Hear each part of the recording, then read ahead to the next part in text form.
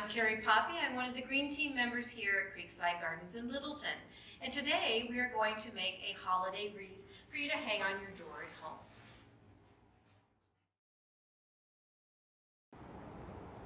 There are some items that you're going to need to have on hand to make this wreath. One of them will be your 14-inch diameter double ring wire metal form. A good pair of shears. These are bypass pruners. You can even use wire cutters. You will need a ruler or something to measure. You have your instruction sheet, pine cones, floral paddle wire, and a nice pair of garden gloves. An apron is very handy to wear. This is a wet, messy project. A table covering, drop cloth on the floor, because the fresh greens do have resin in them and you don't want to ruin your floor or your table that you're working on. So we're going to begin with the very first step. Before you do any cutting of the greens or any wiring on the wreath, what you're going to do is you're going to take your floral paddle wire and you're going to take off about 6 inches. The easiest way to do that is you can lay it on the table. I will hold it here for you.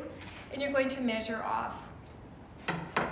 What you're going to do is you're going to take your pruning shears and then you're going to trim. And you're going to make about 9 to 10 6-inch lengths of floral paddle wire and set those aside. The second step that you're going to do is you will have your greens handy on your table or just below and it's sitting on the floor on top of your drop cloth.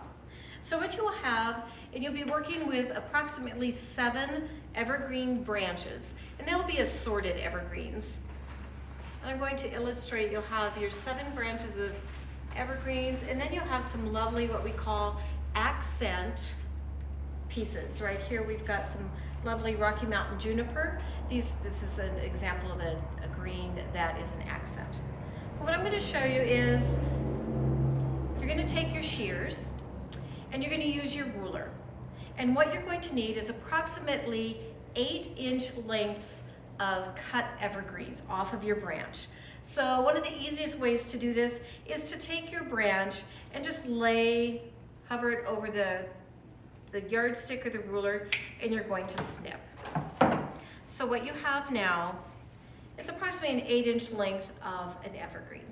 Once you have your initial piece, you can set your ruler aside and use your initial piece to do your trimming. So I just go along, and what I'm doing is creating a stack of 8-inch long evergreen branches. And you're going to use pretty much all of it. When you get to something like this that looks like a Charlie Brown tree, just set it aside because you may use that as a filler piece later.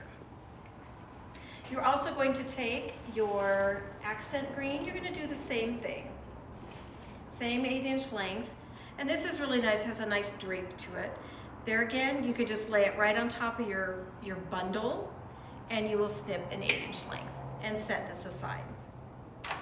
Keep any of your extra pieces because you may need to use those to fill in, especially when you get towards the end of the wreath and finishing it off.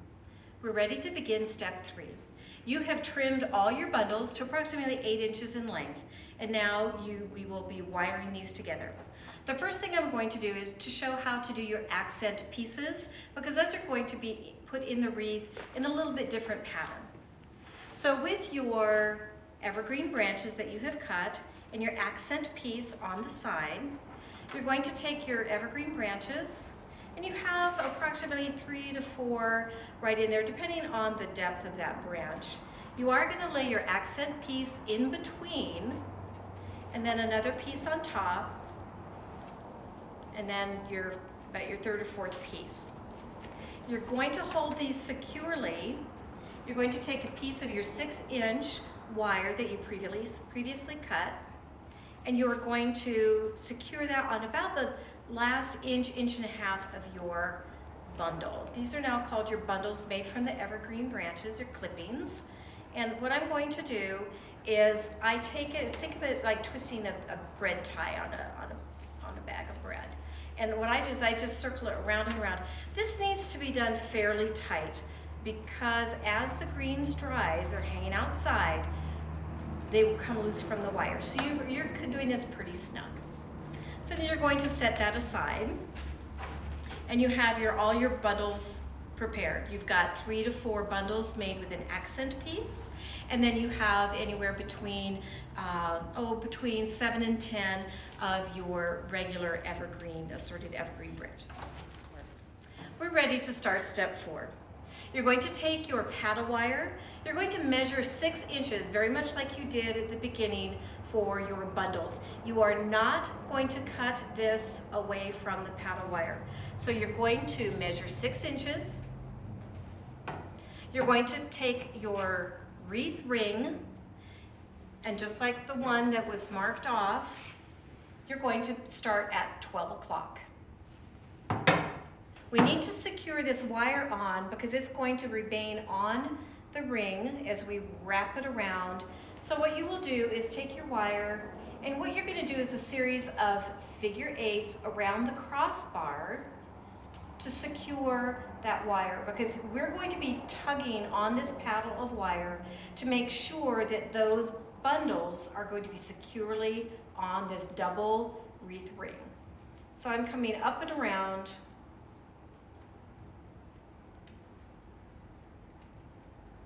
and down again.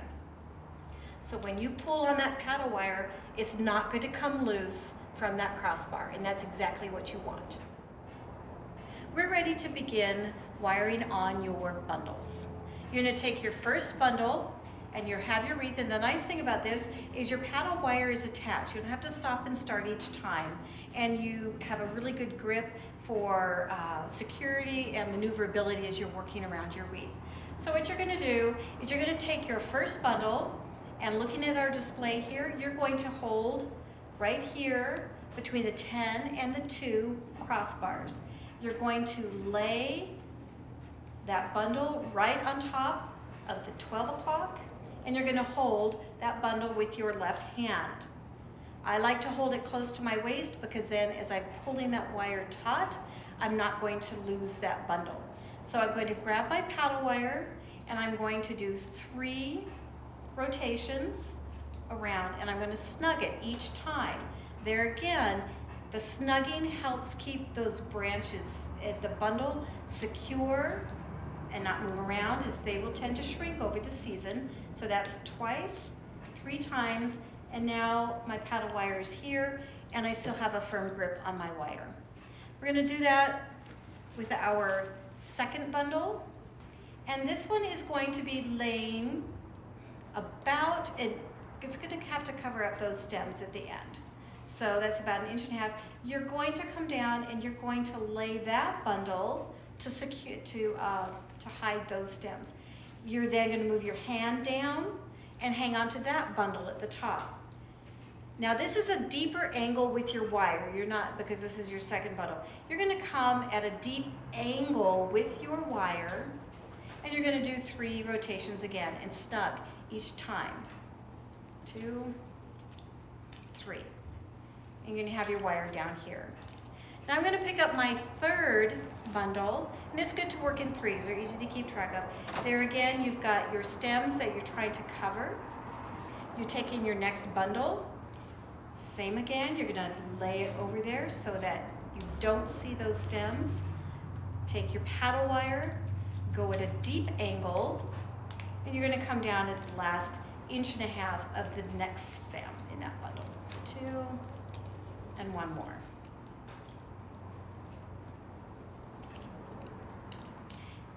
At this point, you're going to set your wreath down, and you're going to look for symmetry.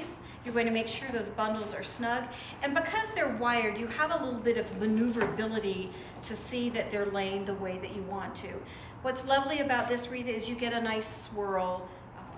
Now we're ready for step 6. This is where we're going to add our specialty green bundle that you prepared in the beginning.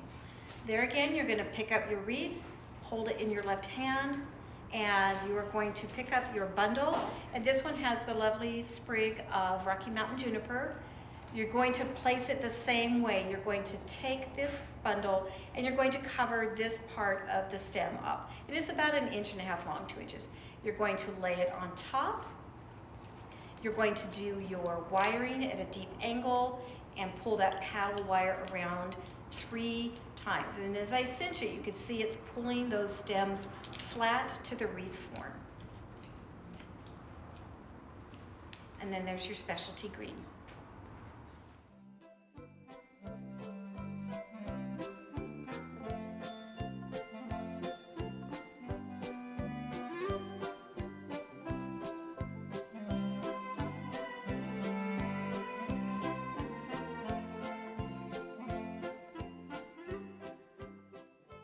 We are now ready to start at step 7. You will notice on the wreath there is a gap, and when I talked to you earlier in our instruction video, you may need to add an extra green. That's why you had a couple extras ready to go. And I have one right here, and I'm going to fill that gap.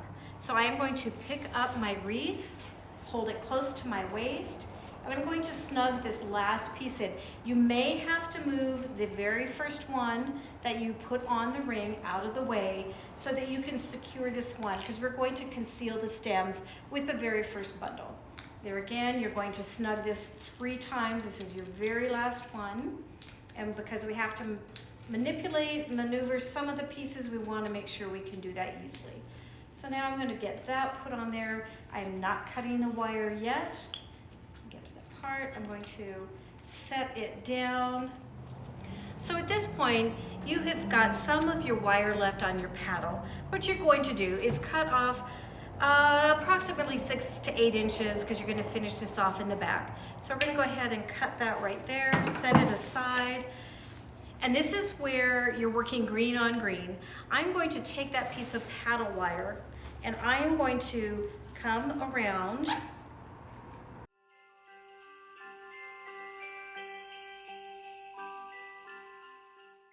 So I'm going to lay my wreath down again, and I'm going to take my pine cones,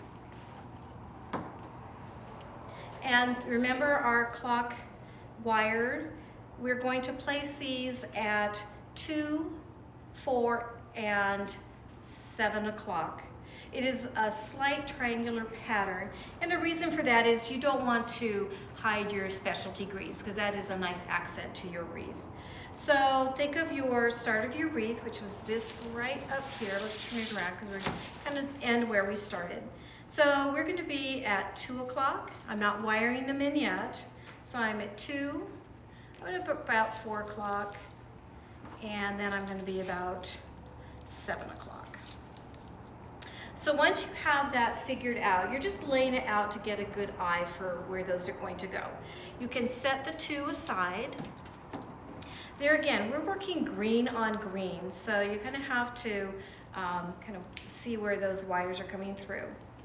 So what we're going to do is we're going to take, we have what we call loose ends or tails on your wire. This is a pre-wired pine cone, and I'm going to lay it on top of the wreath. And I'm going to, this is where you're going to be flipping it back and forth. And what I'm going to do is I'm going to just tie it off. I'm not looping it through the wires. It's like doing the bread tie on a loaf of bread. So I'm going to take it and I'm going to twist it. I'm going to get it some really good twists. I'm going to twist and I'm going to twist.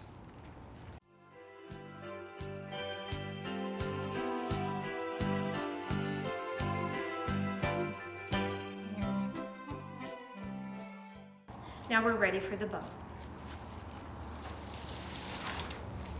So I'm going to place the bow. There again, I don't want to hide my specialty greens. And I'm going to place my bow at the bottom of my wreath. There again, the bow is wired and has tails on the end just for this purpose. I'm going to do the same way we do with the pine cone. We're going to lay it on top of the wreath, come up behind, and do the same thing where we are going to, it's easy just to lay that down. And I'm going to do the same thing. I'm going to twist it 3 times.